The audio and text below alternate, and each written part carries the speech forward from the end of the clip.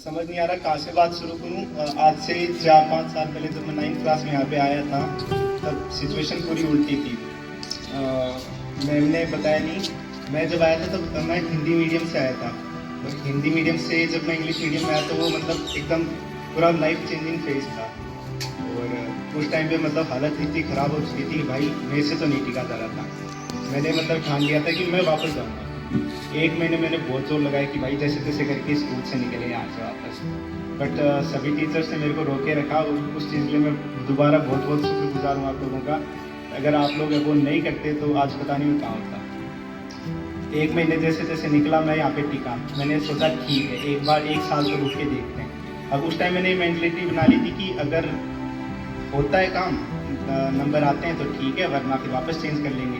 अब ये जो सिचुएशन थी इस टाइम में मतलब ऐसे हो चुकी थी कि मैंने अपने आप को थोड़ा सेफ जोन कर लिया था कि 1 साल बस निकालनी है अपन को। 9th निकली, 9th में मेरे 70-75% मार्क्स बने। अब 10th आ गई, वापस 10th में वही बात। अब मैंने कहा कि अब तो भाई फाइनल निकलना है यहाँ से। अब वापस मैम सर सभी लोगों ने मेरे को रोके रखा कि भाई रुक जा, हो जाएगा, चिंता मत कर। क्योंकि मेरी सिचुएशन कुछ ऐसी थी कि 8th क्लास तक मैं ठहरा अपनी क्लास का टॉपर। मेरे बोर्ड्स के अंदर अच्छे मार्क्स आ रहे, अब मेरे को उन्हीं मार्क्स की आदत, अब वो मार्क्स मेरे यहाँ पे आने बाद आ नहीं रहे। बट कभी किसी टीचर ने मेरे को ऐसे रियलाइज़ नहीं होने दिया कि भाई तेरे मार्क्स नहीं आ रहे, तो कैसा लड़का है, तू पढ़ता नहीं है, ये वो। सब लोगों ने एकदम फैमिली की तरह संभाल के रखा। चाहे वो टीचिंग स्टाफ हो, मुझे पढ़ाता हो या नहीं पढ़ाता हो, और क्लास को पढ़ाता हो, सब लोग एकदम फैमिली की तरह रहते थे। अब मैं 10th में ठीक है। अब 10th में सभी टीचर से समझाया, कमल सर, विमला मैम, जितने टीचर थे सब ने एक बार मेरे को पर्सनली आके समझाया कि भाई हो जा, वो ठीक है। अब मैंने मतलब सर को, सभी टीचर्स को कह दिया था कि अब मेरा 10th, मेरा फ्यूचर आप लोगों के नाम सोचता हूँ मैं, तो आप लोग कहोगे वैसे कर लूँगा, नंबर आएंगे ठीक है, नहीं आते तो भी कोई बात नहीं। तो 10th मैं पढ़ा। एग्ज़ाम्स में तो ज़्यादा नंबर नहीं आते थे कभी, लेकिन ये था कि टीचर्स ने जो मुझे रास्ता बताया था मैं उस रास्ते पे चल रहा था। मैं मेरा हार्डवर्क कर रहा था और इस चीज़ से मुझे सेटिस्फेक्शन मिल रहा था। कभी टीचर ने ऐसा कुछ रियलाइज़ नहीं होने दिया कि भाई तेरे मार्क्स नहीं आ रहे। मैंने पूरे साल भर मेहनत करी। ऑलमोस्ट मेरे हमेशा 80% के आसपास मार्क्स आते थे। फिर लास्ट में जैसे 10th का लास्ट में एंड रिजल्ट आया, तो वो रिज़ल्ट मेरे लिए भी सरप्राइजिंग था और टीचर्स के लिए भी सरप्राइजिंग था, क्योंकि उस टाइम मेरे 10th के अंदर 10th बोर्ड में मेरे 93.67 अराउंड मार्क्स परसेंटेज मिले।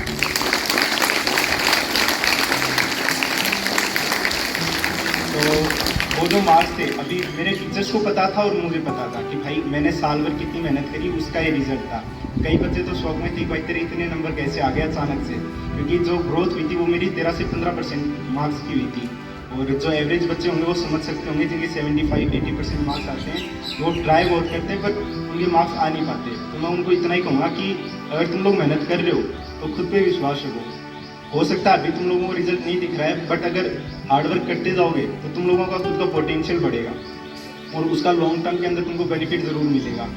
सेम चीज़ 10th के अंदर, जैसे 10th मैंने पास आउट करी, 10th के अंदर मैंने ये चीज़ तो सीख ली कि भाई मार्क्स मैटर नहीं करते अगर तुम लोग मेहनत कर रहे हो। हाँ, अगर मेहनत भी नहीं कर रहे तो मार्क्स मैटर करते हैं। तो इतना तो मैं ज़रूर कहूँगा कि हार्डवर्क करते रहो, तुम्हारा पोटेंशियल बढ़ेगा। मार्क्स आते नहीं आते वो बात की बात है, बट मेहनत तुम्हारी पूरी होनी चाहिए। 10th के बाद जैसे अब उसके बाद मैंने जेईई की तैयारी करी, अगेन एक और हार्ड सिचुएशन आ गई थी। उस चीज़ ने मुझे आगे काफ़ी सपोर्ट किया, क्योंकि अभी थोड़े बहुत मार्क्स आने चालू हुए थे। अब वापस जेईई की तैयारी करने लगा तो वापस मार्क्स गए थे, क्योंकि उसके क्वेश्चन पेपर ऐसे होते हैं। बट वही बात थी, जो चीज़ मैंने यहाँ से 2 साल में सीखी थी कि भाई कंटिन्यूस हार्ड वर्क करो, रिजल्ट धीरे धीरे मिलने लगेगा। तो वही सेम सिचुएशन हुई कि धीरे धीरे मार्क्स आने लगे। और लास्ट के जो 12th थी, 12th के साथ में बोर्ड एग्ज़ाम के साथ में मैंने जेईई का अटैम्प्ट दिया था। 12th बोर्ड में मेरे 89% बने और उसके ही साथ में 2 महीने बाद में जब जेईई का एग्ज़ाम था तो मैं जेईई एडवांस मेरा क्वालिफाई हो गया था। तो ये बस मैं इतना कहना चाहूँगा, अपने टीचर्स पे विश्वास रखो, अपने पेरेंट्स पे विश्वास रखो। जो ये लोग एक बात कह रहे हैं, एक बार अप्लाई करके देखो, क्योंकि अभी अपने पास टाइम बहुत है। एक बार अप्लाई करके देखो, इस बात की गारंटी है कि बाद में रिग्रेट नहीं होगा। ये ज़रूर है, अगर तुम लोगों ने अब चांस छोड़ दिया ना तो बाद में रिग्रेट होगा कि एक बार बात मान लेनी चाहिए। तो मैं बस इतना ही कहना चाहूँगा। Thank you.